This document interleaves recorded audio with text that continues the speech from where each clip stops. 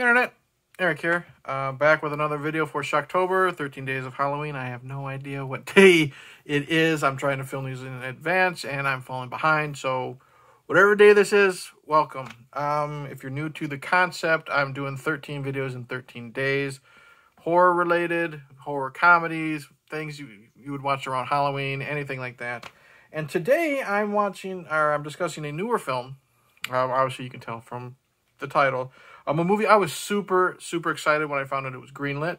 Super excited when I found however you pronounce it, Guillermo del Toro was involved. And then when I found out what the stories were going to be. Scary stories to tell in the dark. Now, if you're new to my channel, welcome.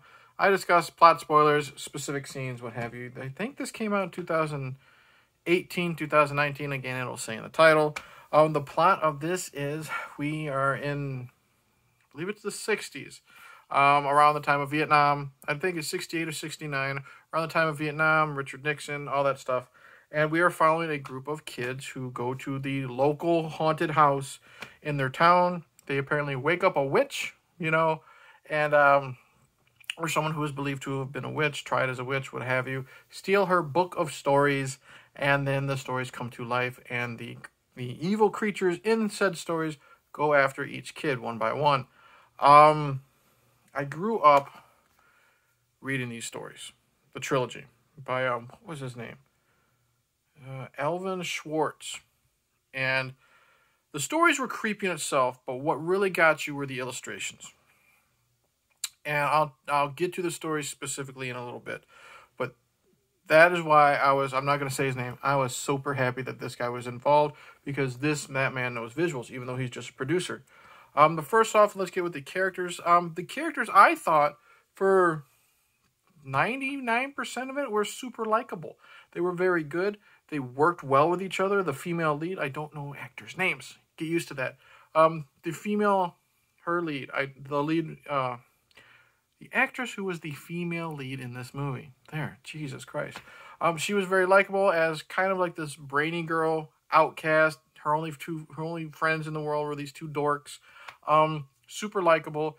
When she had to be the smart one, you believe she was a smart one. When she had to be scared, you believe she was scared. All that stuff. Great.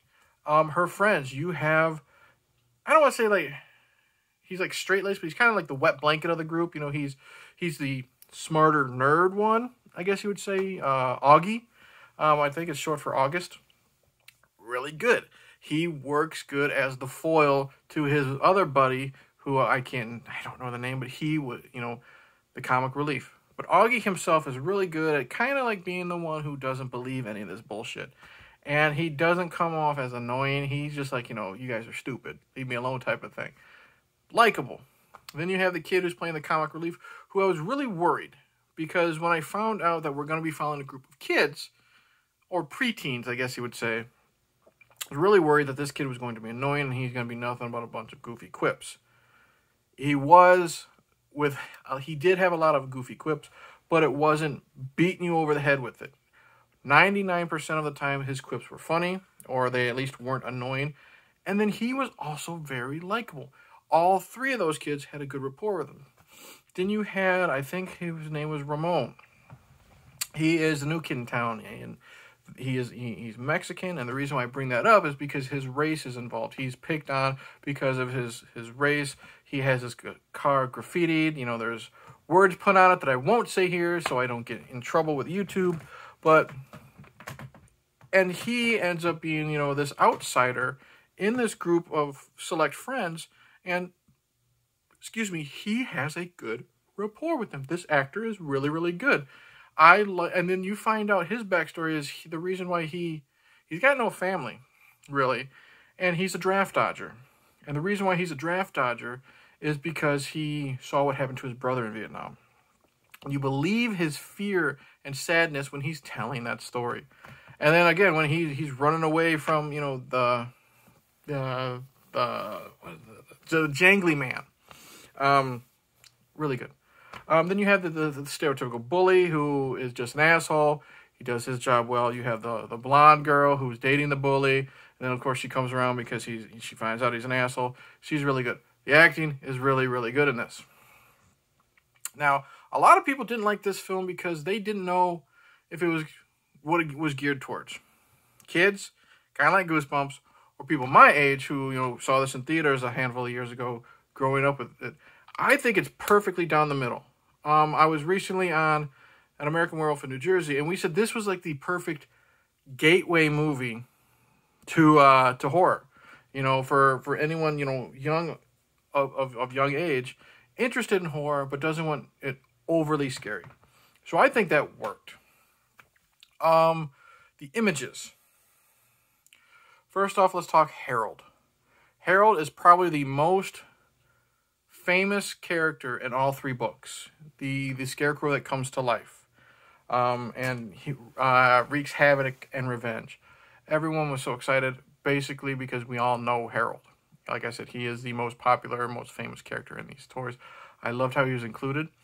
I was surprised at what he did to his victim, actually impaling somebody with a pitchfork, and then what happens later. Great visuals, kind of creepy and uncomfortable, unnerving. Great.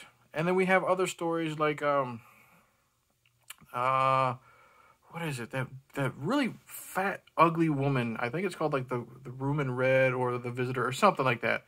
You know what I'm talking about. The ugly woman who tells the person in the hotel, get out, this place is evil. Good person in, I think it's called The Dream, maybe.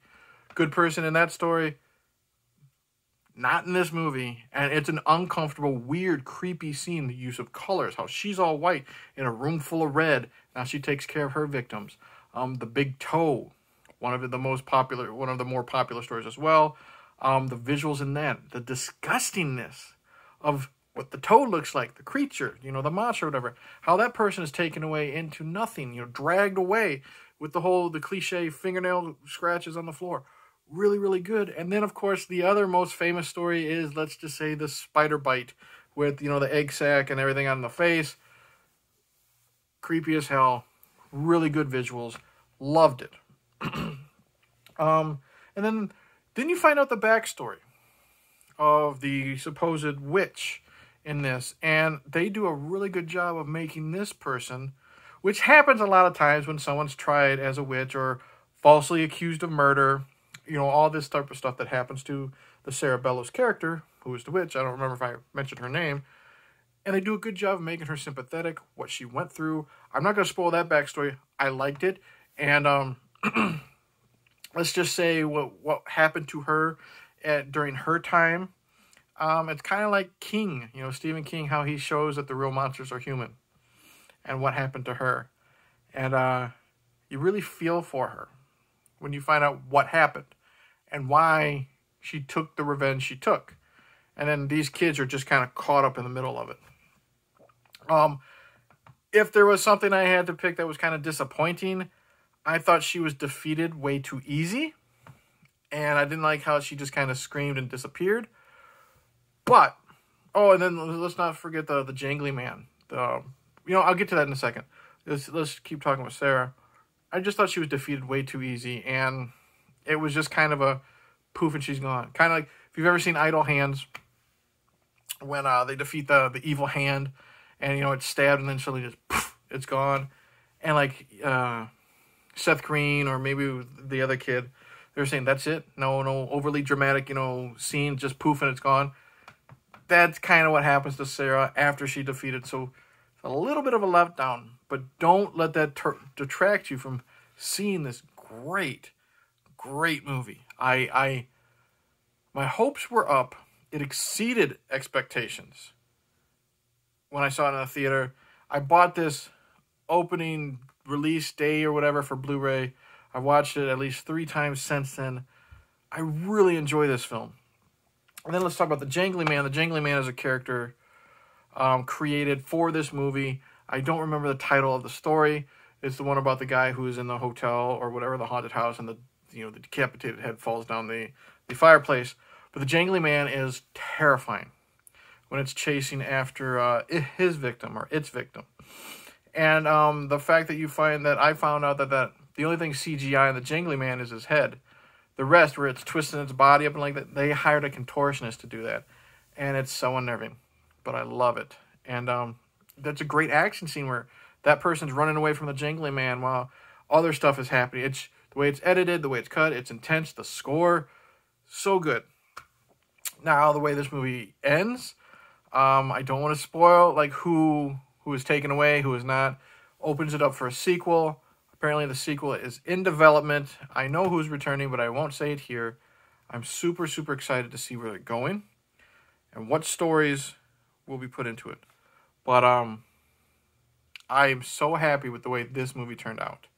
Highly, highly recommend Scary Stories to Tell in the Dark. And if you haven't read the stories, read them. They're, like I said, they're ghost stories. They're urban legends. You know, there's like the one with the hook. You know, the kids making out at makeout point, the serial killer, you know, scratches the door and the hook's on the handle when they drive away type of bullshit. But you gotta see these pictures. They're so terrifying. They stick in your brain. They were banned books because of the subject matter and the illustrations, and they re-released them with really pussified pictures. It was pathetic. But I highly recommend this. Great acting, great characters, great chemistry, great visuals, some good creep factor. Harold. Highly, highly recommend Scary Stories to Tell in the Dark. And like I said, it's a good way to introduce someone who's not into horror, maybe at a young age. Introduce them with this movie, and it might push them through that door to check out something else. So, highly, highly recommend Scary Stories to Tell in the Dark. I've said that numerous times, but I will now end it by saying thank you for watching. Like and subscribe, click the bell, all that crap. Comment below. Tell me if you've read the books. Tell me what you think of this movie compared to the books. Tell me if you have no desire to see this movie. Fuck the books, all that stuff. Few more days left of Shocktober. I've had a lot of fun.